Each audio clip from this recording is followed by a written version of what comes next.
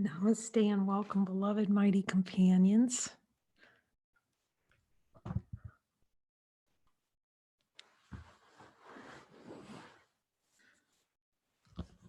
So much love being with all of you every day. So we get to see every time rearrangement that Jesus is going to promise us, that he's promising us, and also that he's going to take care of everything. If we do this going deep with him into these denials and releasing them, he says he's going to take everything and take care of all the minutia. I'm up for that, Jesus. He can have all the minutia. Just like he promised Helen. And he's promising us we can hear him as clearly as Helen. When we just foster that relationship of deep listening, it can't be different because we're all divinity. This is divinity here that's gathered. No limits. The ego seems to have made it difficult for us to hear his voice, but in truth, it's our voice. You can ask him, Jesus, is your voice my voice? He can't answer any other way with that. Our true voice, it's just to help us distinguish between the no voice, saying no to divine light, and infinite. So we're very grateful for these mighty companions who've just flown in, that Jesus has brought together. So we can stand arm in arm, pointed up to God, and not to go sideways, not to delay in time, the timeless one. And we start with infinite light of being.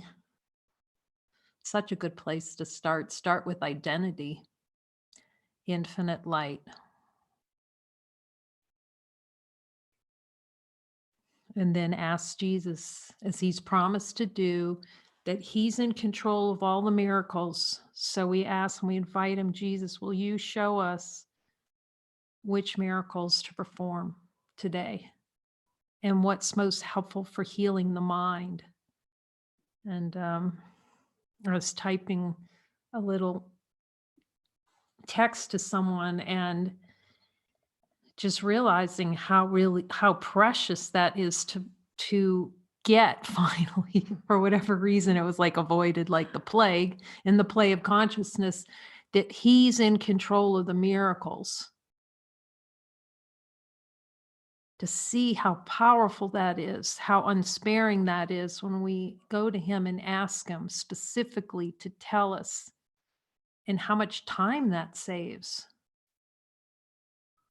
Because we'll get the ego's play is to play up in the kerfuffling and the consciousness, and oh, I have all this happening and this happening, and then we want to ask for a miracle, but it's underneath it all. He's going to bring us down underneath to the desire for whatever we're experiencing, and through the admission of the denial, the honesty of God, like you start seeing every time. Like, I'm happy to go through that chapter 20 as many times as Jesus says it's necessary, because it's such a direct shot at looking at the desired experience, which he tells us over and over in a course.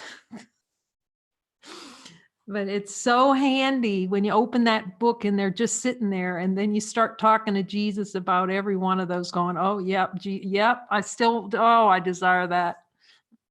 I desire that one too, and that one, and that one. But then you start to see the admission of the desire for the denial. It's a straight shot out with him. And following, of course, he always reminds me about following. But through these joinings, and if you're looking for a partner, we'll pair you up, just text us to go really deep with him on desires, and he'll coach you one-on-one, and you'll have this array of beings here that have been talking to him directly.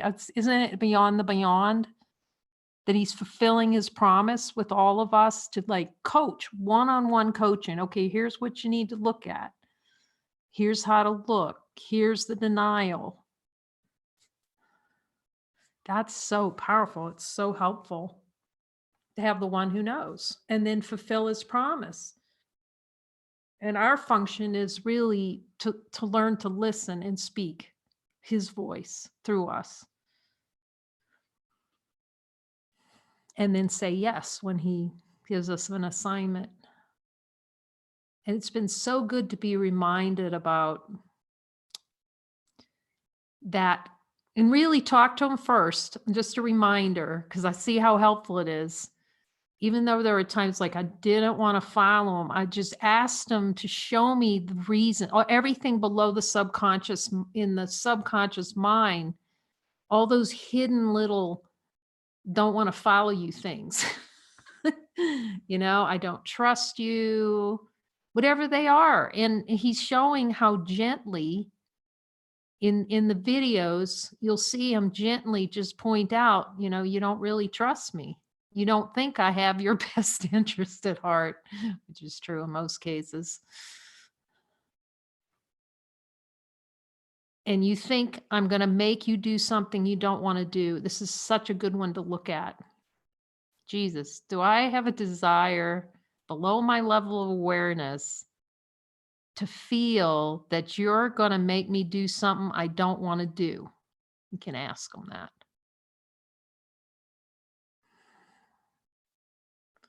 Will you show me if I do so I can release that for a miracle?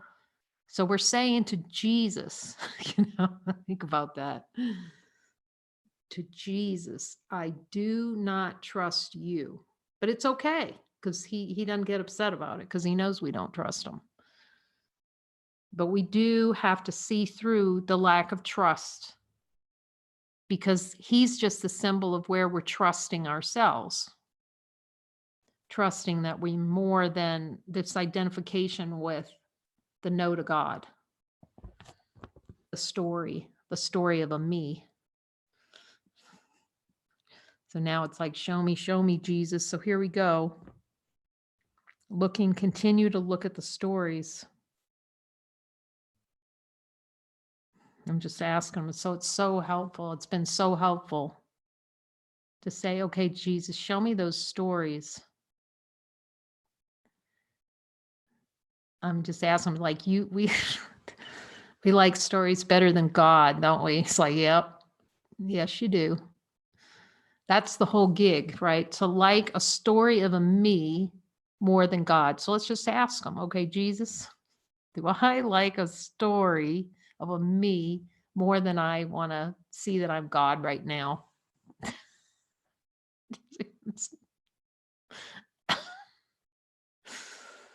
Stories are of the finite. Just notice when a story starts coming, it's so helpful. It was such a good movie. We're going to watch that tonight with with English subtitles because we're watching it for our this beautiful Spanish beloveds. Where Did You Go, Bernadette? What an amazing movie that is. And you'll watch that scene. Watch that scene when it comes up where the husband's saying one group of stories and the wife's saying another group of stories, and watch the number of beliefs that are going to be expressed. See how that comes out of her mouth? When a belief comes out, we're experiencing it at the same time. It's that perception. Just see the different perceptions. That's how consciousness plays. And as we said, it's going to argue over the story. A story, it gets in an argument, even Jesus says, over different versions of the course, or whether it's a course of love, or he says, he just says, get one lesson in the course and ask him. You can ask him. He's going to tell you everything. He'll tell you he's committed. He's saying that he will be with you with the full metaphysics of the course. If you foster that relationship through the joining worksheet, because you're going to know that everyone who comes here speaks him and can hear him clearly. Because you wouldn't be drawn to this unless you are, first of all, but you might doubt it. That's the plane consciousness that he's going to help. But the clarity that's coming through the brothers. So it's really learning to watch the story tonight with Jesus. Like, let his interpretation of every moment come into your bloom in your mind, and it will. The desire for a story of a me and why I can't express his divine being when we're already divine being. So he's using stories and movies. Remember, Jesus said the Holy Spirit can use every single thing in consciousness to undo the doer, as long as we're willing to follow. And it's just helpful to see because he comes in, it's so helpful. He comes in and translates those things, those thoughts. Like we were looking at one today, the one that's, I'm afraid God or Jesus or the Holy Spirit is going to make me do something I do not want to do. And Jesus does the translation. He goes, I desire an experience of a doer, and I want to keep it by not following the Holy Spirit. That's what that means.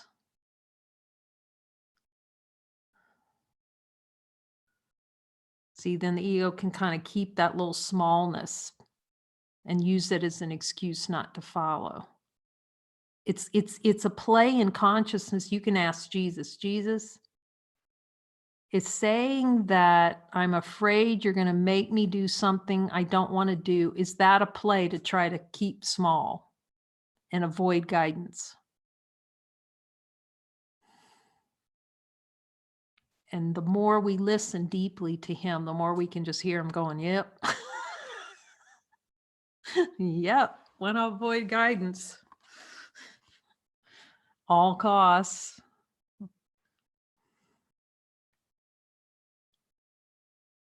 Yet I love that in a new covenant. It's like a little Reader's Digest version for me of a course where he concentrated the most important things to look at with him. Obviously, I needed to look. There's so much avoidance of looking. It was so helpful looking at each of these. Yet stories are fairy tales as long as it is recognized that it is a fairy tale, a play with no meaning whatsoever. The fairy tale plays, and the light that you are knows nothing of it. Isn't that where we want to go? Like, we don't know anything about this? Well, the ego doesn't. But perfect peace relies on not getting involved in the fairy tale.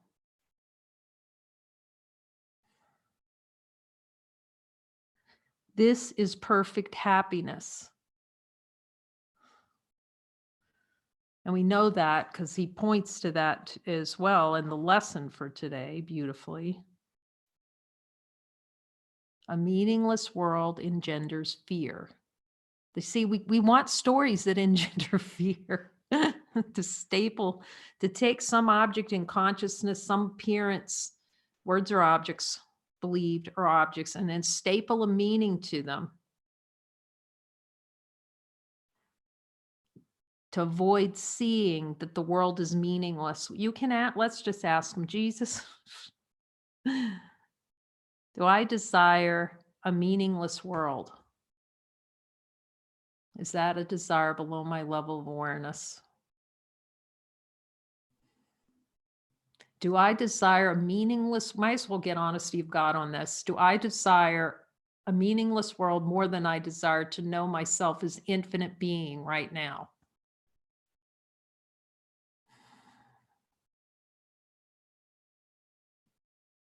And that's really how we give away the holy instant, that desire for a meaningless world experience. And through the desire for a meaningless world, then we will experience fear. So let's just ask him, Jesus, so whenever I'm experiencing fear, that means that I have given meaning to something that's not there. You can ask him.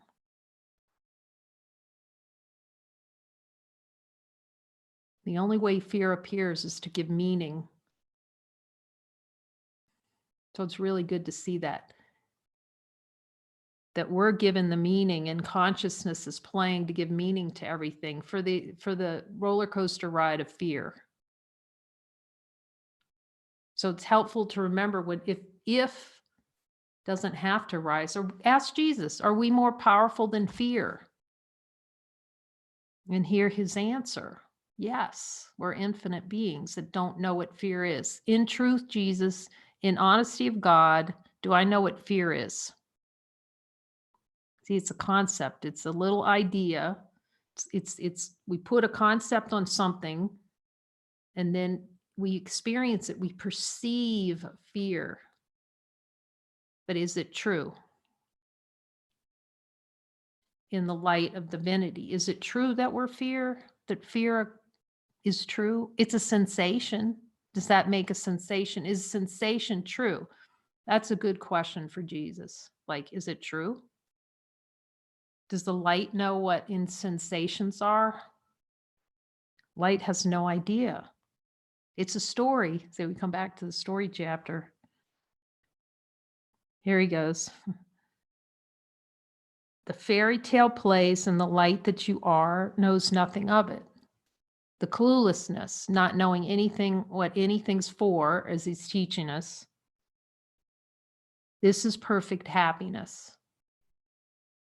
Any story believed is an investment in the delay in recognition of what is here.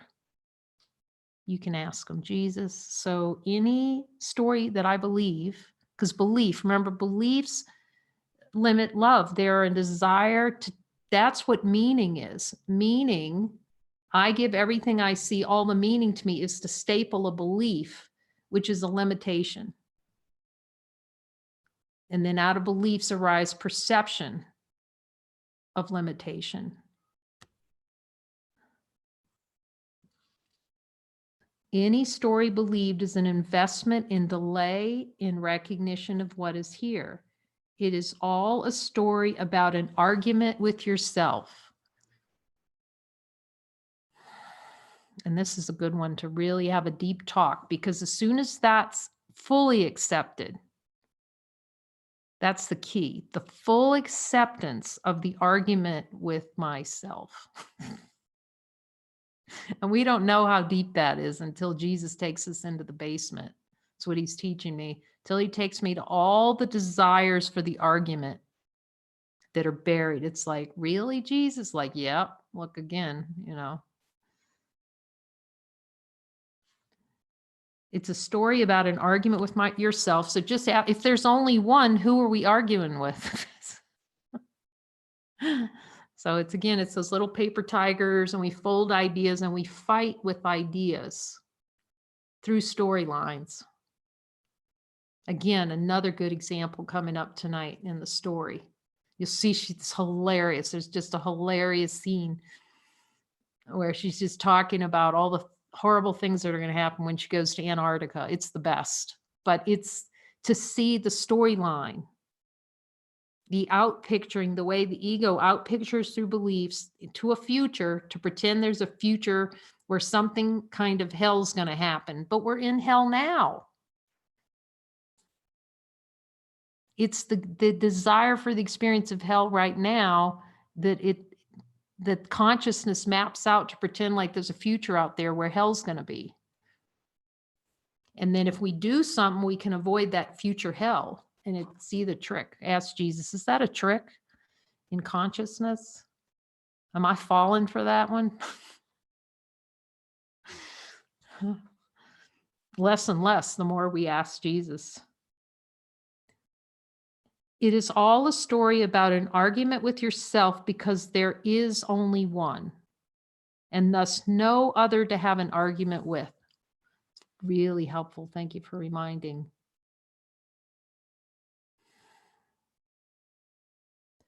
The decision is only that you wish to argue with yourself and experience anger over the story as though it is with God or someone else. Well, we might as well. This is the fastest means right there. That's why that's why it's been so helpful, where instead of going, I feel mad, he's taken us to, I desire an experience to feel mad, so that we're taking it back to the desired experience immediately. It's immediate take back, the admission that it's a desired experience takes back the projection. And we ask him, Jesus, do I have a desired experience to be mad?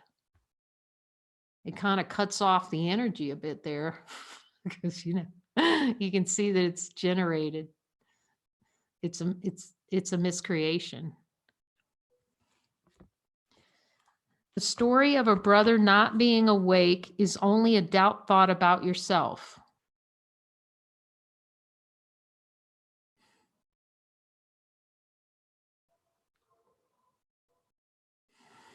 Everyone's awake and then pretending like they're dreaming.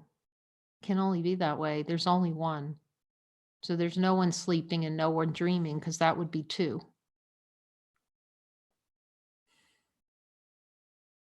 So it's consciousness playing in totality, pretending like it's fragmented into little teeny tiny itty bitty little to deny divine power. You can ask them, ask Jesus, is this just a play to deny divine power? And hear what he says. The story that the emotions you feel are caused by something that seems to be happening.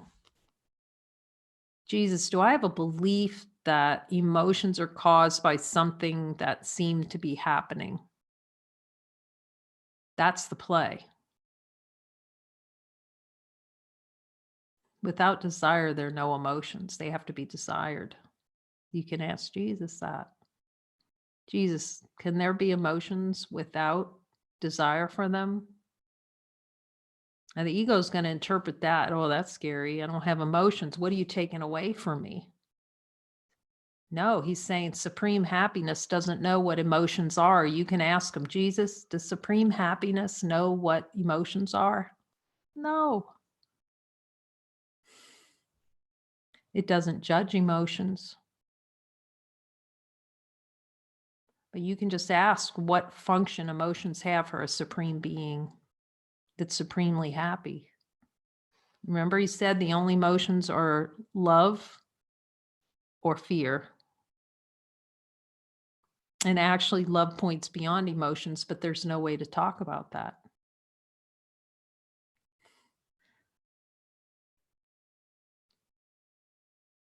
Joy is identity. Love is identity. Like, we're so used to love being an emotion that happens because someone loves me. No, it's who you are. It's identity. The full enchilada of all that is, it's you. It's this. But without following him and dropping the story, see, the story makes it, and you'll see that tonight in the movie if you watch, the story makes it like love's not here. It's a story that love's not here, but it doesn't change that the light's here. The story that the emotions you feel are caused by something that seems to be happening is desired experience in the dream.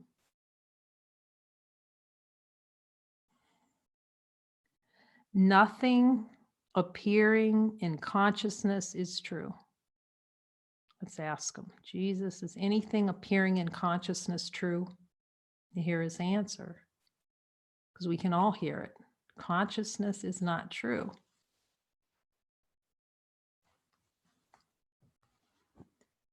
It's the dream. You can ask him because you can hear him. Everybody can hear him.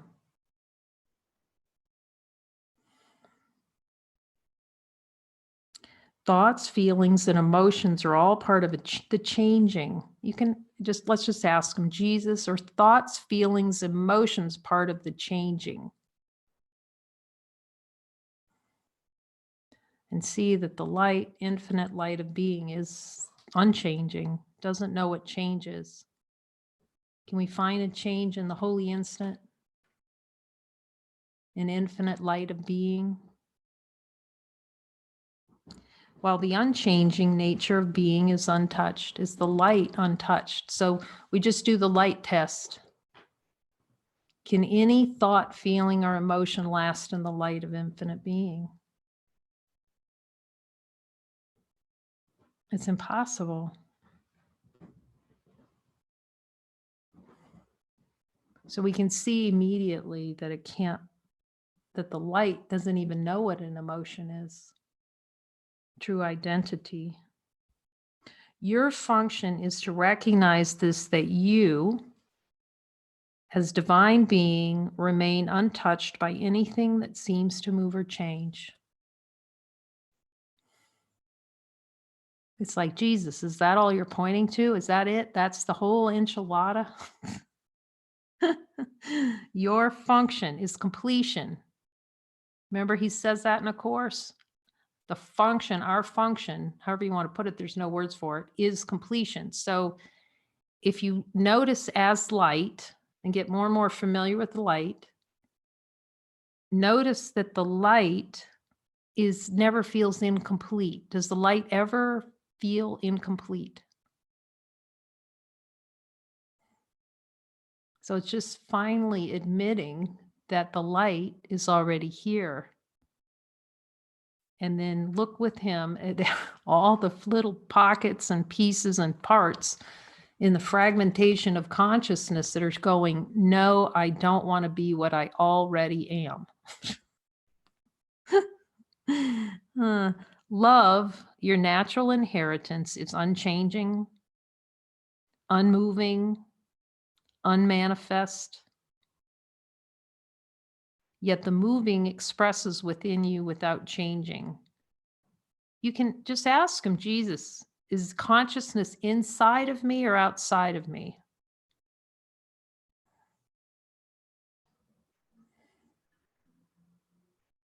Is everything inside of me or outside of me? Ask him.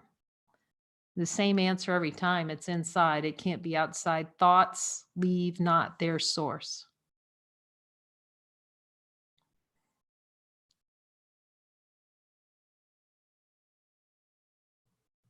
It is the identification with the moving, what you see and feel, that makes experience feel true to you, because it is your desire for them to feel true. That's why he's just really, and he says it throughout the course. This is just, again, like he's really honing in. Look at desire with me, look at desire, and then he's providing that means. Let me show you how to look with me where you need a miracle. And which miracles. And you can see it if you watch those videos. That's why he's saying to record the videos, so you can see. A lot of times we'll have an upset. You ever notice that though? And we can notice it, let's just say, before. A lot of times we'll see it in somebody else before we see it in ourselves. We need to see it in ourselves. And you'll notice, and that's great in the movie tonight, the husband and wife, right? Talking to two different people about what they think is happening. We don't have a clue where the miracle's needed. That's what Jesus is teaching me. It's like, you have no idea. It's like, Jesus, I have no idea where and that is so helpful. See, because the ego gets involved with miracles. That's again why Jesus is saying, you cannot have conscious control over miracles. And I didn't understand that well, because it was a plane of consciousness, not to understand. But then when he shows you how acute that laser beam of him showing where the miracle is underneath the story.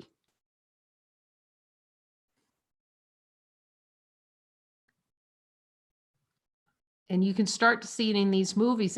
They're going to be very short movies if the correction is accepted with the speed with which Jesus would give it. It's like, okay, 3-minute movie, you're done. But because consciousness plays in avoidance, and you'll see it, watch that discussion, you just see all the avoidance, because we really want to learn to look with Jesus at avoidance of really looking. And not turning in to ask him where that miracle's needed. He's like, ask me, I'm going to show you where that miracle looking for. But it's fast, see, because he knows why this is what he's honing in on for me. So I'm up because I could see it.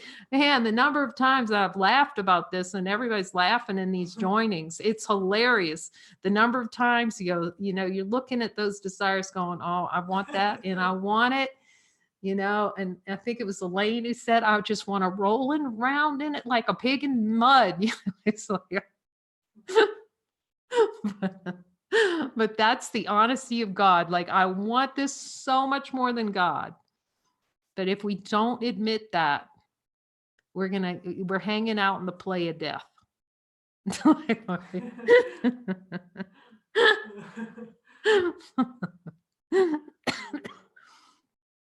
So we go down there, ask them but you'll see it. This is such a great example.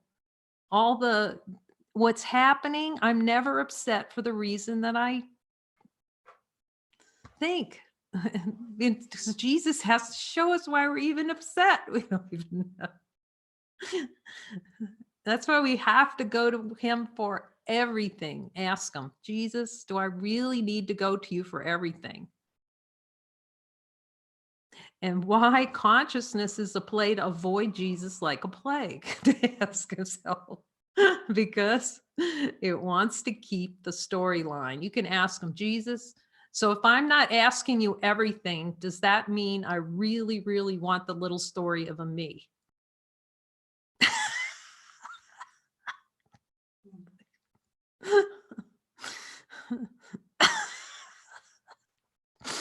But at least we can be honest. Do you see? That's honesty of God.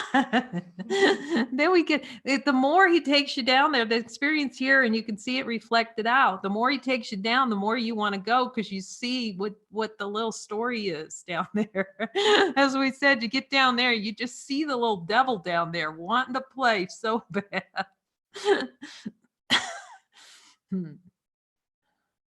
And it's the way out, because as the beings are reporting, as you go under it, they look and they say, wait, there's nothing under there except for infinite.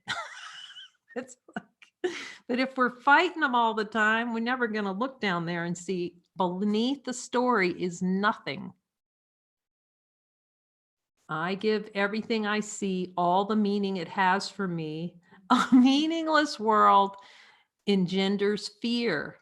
And then you could add because I desire an experience of fear rather than looking with Jesus to see that it's nada, the nada.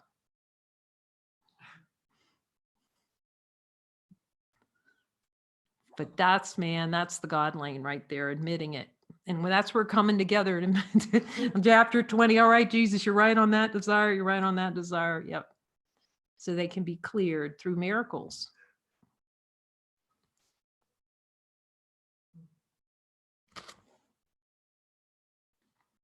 It is the identification with the moving, what you see and feel, that makes experience feel true to you, because it is your desire for them to feel true.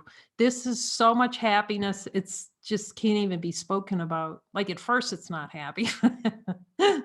But when you're really with Jesus in there, in those desires where you want it, and he's showing you how to release desires without fear, then you don't fear anything to look anymore.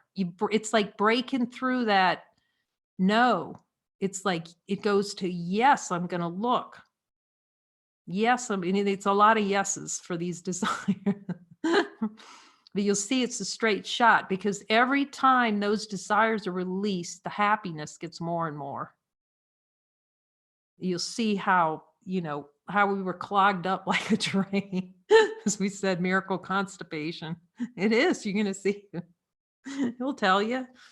That's his hashtag anyway. He says he has no rules for this other than follow him. In every instance where you ask me, I will tell you what is most helpful for healing the mind. This is really where he's honing in on, for us, on him being in control of the atonement. Period. Ask me which miracles, ask me if you're ready for a miracle. And have I had a miracle? Because as it's been in this group, a surprise for every time, the number of times you think you're not having a miracle and you've already had one, that's hilarious. The number of times you think you have had a miracle and he's telling you, no, you're not ready for a miracle, also very eye-opening. And the only reason he says that because he knows there's still a little devil we're holding on to down there that we need to look at. So he knows where all the little devils are down there that we're playing with below our levels of awareness. I will tell you what is most helpful for healing the mind. So it's ask, ask, ask me. Remember, this need not be thoughts, feelings, and emotions because you made them and thus can see they are untrue. You can ask them. Let's just ask them now so we can be clear. Jesus, because we're going to forget it.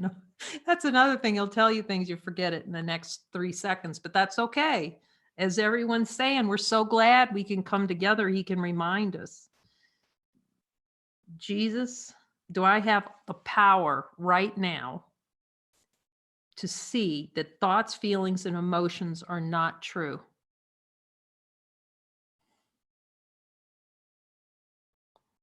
You can start here. Yes. You've always had it. It's like Dorothy, click your heels. The consciousness doesn't like clicking its heels. It likes ooching out a timeline. It likes that timeline. Just, Jesus, this sounds like a good idea, but, as we said, Jesus, there's a lot of static on the phone right now.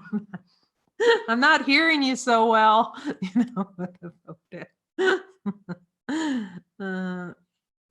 But that'll build through that chapter 20. It's already happened. You could see the momentum with the beings, like, we're going to have another joining session. Oh, I'm here and we are. How fun is that? So you can talk about what Jesus is telling you. Good. We'll post it. I'm not sure when it is exactly, but it's coming up. Maybe Wednesday.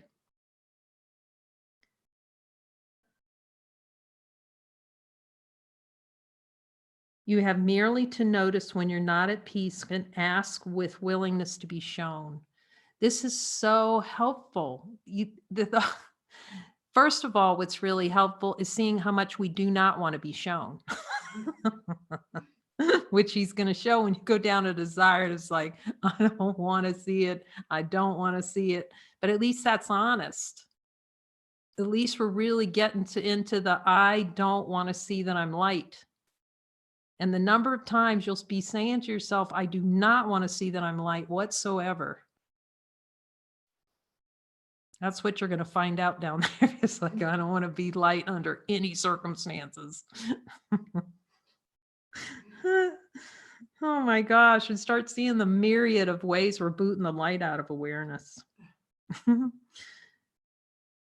So, but the willingness, of course, is so powerful, of course, because we have to be willing because we've been so unwilling to look. He's showing us all the ways we're unwilling to look. Do not underestimate your power as infinite being. That's what we're doing. We're underestimating. We're playing the underestimating game. Do not underestimate your power as infinite being to immediately focus on the light of truth, to accept the correction. And beings are reporting this too. We call it almost like a pop through. You'll just, because the willingness gets so great that you just look at something and it just goes, it's gone. And you'll see with him that we've always had that ability. Just all of a sudden, it's like, what happened to that? Can't find it. Because that's the speed of the correction when it's fully accepted. He's just showing us where we really don't want the correction so much. Do not underestimate your power as infinite being to immediately focus on the light of truth, to accept the correction, and to ultimately see that no correction is necessary. This is really helpful reminder because in the play of consciousness, it can seem to be like we're going to be doing this forever. looking at desires. Jesus, like every now and then you're just going, Jesus, I don't think I can possibly forgive anything more. And then you've got to be really prepared to forgive a whole heck of a lot more. It's like, Jesus, I've forgiven just everything that I can forgive. It's like, yep, there's more. You go until he tells you you're done, but you'll know you're done. But it's helpful to have him know he's going to be there to help us. To see that no correction is necessary, that's the transcendence even of the idea of forgiveness. That's what he's pointing to. Forgiveness is a finite concept. It is an appearance in the dream, but a helpful one. He's given what's most helpful in the dream to wake up and see that there is no forgiveness. There's just infinite. But in the dreaming and the desire for the experience of a dream of separation, forgiveness, as we know, it's the most powerful love offering to ourselves. Since your focus is on what never happened, I've told the story before where he told me flat out, that I had a habit of focusing on what's not happening, which he's absolutely right, because that's the whole gig here. The whole play of consciousness is to focus on what never happened, giving everything a meaning, which it's impossible. Since your focus is on what never happened in the moving, you can ask him, Jesus, is what's moving actually happening?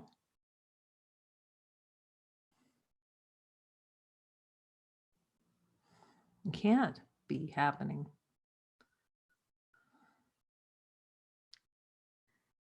Ultimately, you must see that this focus, he's teaching us how to use consciousness purposefully for the purpose of waking up. So ultimately, you must see that this focus of functioning within consciousness is a mechanism for the maintenance of a personal identity. It's the shark looking, it's going, we laugh about the jaws done up. It's looking for the way to prove that God is dead. And he's turning it around, go use that focus, not to focus on me. Instead of the shark looking for attack, focus on me, focus on wholeness, focus on totality. Focuses on what's here. If you notice, like the teachings of Nisargadatta Maharaj or some of those teachers, and to stay in presence, the I am presence. Now Jesus has taken a shortcut on that.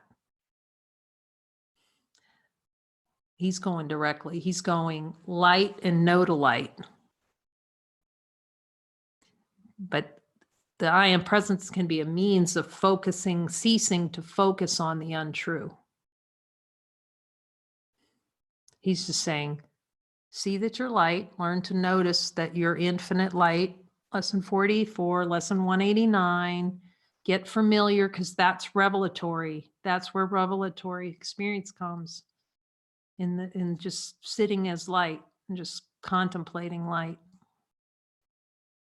Contemplating the holy instant. Get to know your holy instant. That's a message from your sponsor. And then the contrast between light and then the no to light. So we never, even though it's here all the time, it doesn't seem to be the desire for an experience other than infinite light. By turning the focus toward your divine nature, the light within, the unmoving, a helpful step within consciousness in the recognition of divine nature, you will ultimately see that even focus does not exist. The light doesn't have focus. It doesn't know what that is. So you can see that now. Infinite light that's here. See, it becomes like a little party favor to look and see that we're light when it's the whole enchilada. You can ask Jesus, Jesus, is light the whole gig? Is that all we're talking about here? I'm light. So the whole gig is the argument with ourselves that we're not light.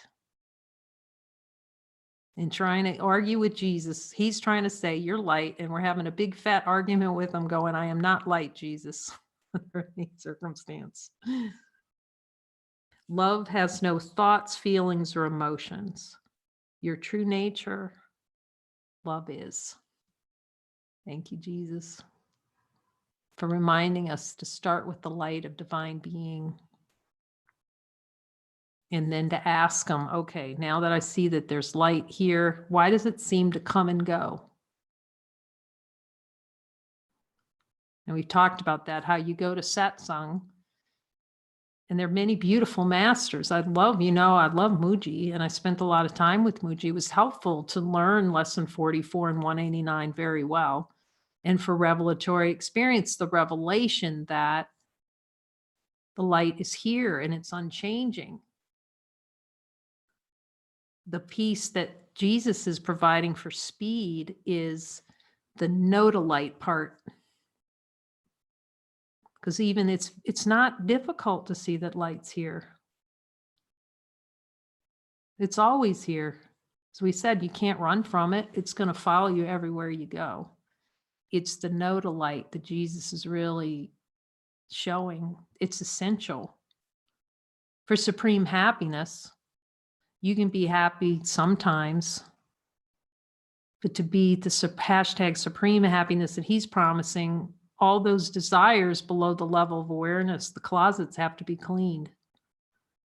Purification, as he says. So we keep going, keep looking, keep joining, jump in those joins. Thank you so much for that. Really very grateful for all the beings joining. And in about 20 minutes, thank you, Jesus, for bringing us together. Oh, less than 20 minutes, about 13 minutes. We're going to jump on a movie. So if there are beings here, we might have some new beings. Welcome. And you'd like the link, we'll find a way to get it to you. We could put it in chat. Yeah. Do I have it? I have to see. We can get it. So what I'll do is I'll just stop the live transmission right now. And then the beings that are here, I'll just put it in chat for you. Thank you for coming.